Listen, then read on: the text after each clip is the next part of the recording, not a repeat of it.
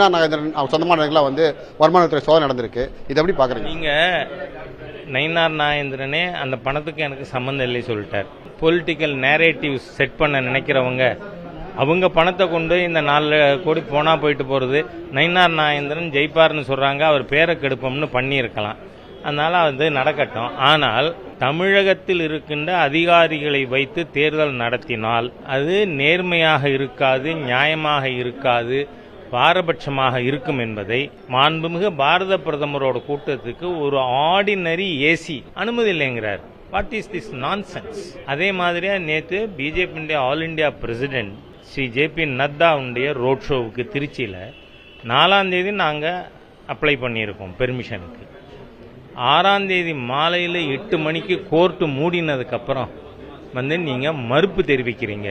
இதுவே ஃப்ராட் இல்லையா? டிசைட் இல்லையா? பார்ஷியாலிட்டி இல்லையா?